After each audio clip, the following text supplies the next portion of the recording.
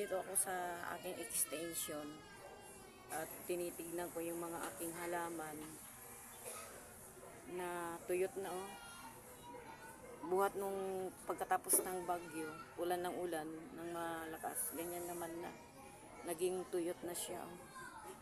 Ayun, kagaya yung ano ko na yun, yung aloe vera na yun.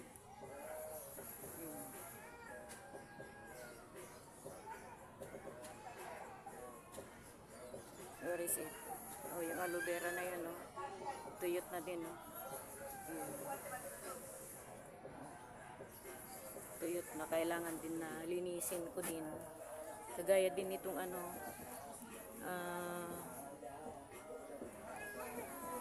white angel ko. Uy, may bulaklak yung ko, yung snake plant ko. Ayan, may bulaklak siya. Ayan, dalawa. Swerte daw yan kapag ang namulaklak ang snake plant. Hi, thank you. Pera siguro yan. Kasi yun ang sabi nila kapag namulaklak ang snake plant, swerte daw yun. Ayan yung bulaklak niya. Yan ang bulaklak po yan. Hahaba po yan. Hahaba pa po yan. Uy, naputol. Ay, yun naputol Ayan naputol siya Naku, sayang, naputol. Ito siya naputol Naputol siya dalawa pa naman Wait, dito siya Hindi ko akalain na ganyan pala ka sensitive ang snake plant na namulaklak. Ayan sayang. Malalaki na siya, malaki na itong isa, malaki na rin yun. Nililinis ko kasi matagal nang hindi ko nalinisan. Tinatanggal ko itong mga dahon niya, tuyot na dahon, dry leaves. I fold it the brown leaves because it's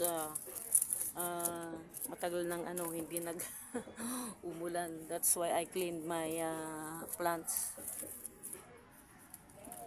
I removed the dry leaves so that look fresh. You see that? Mahaba po ito kapag yung bulaklak na yan. Mahaba po yan. Mahaba po yan. Ang ganda ng kulay ng bulaklak niya.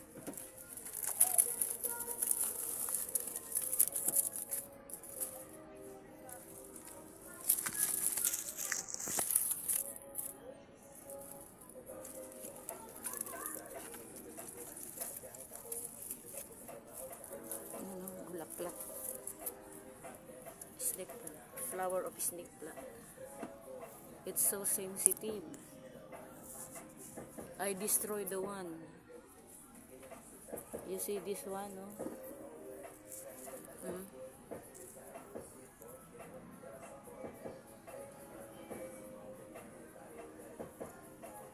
I destroy it.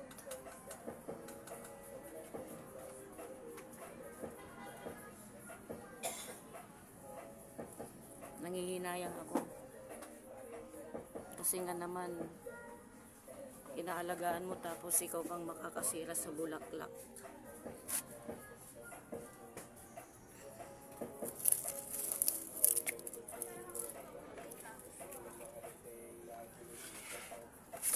Dry na. I watering the plant because the soil is already dry.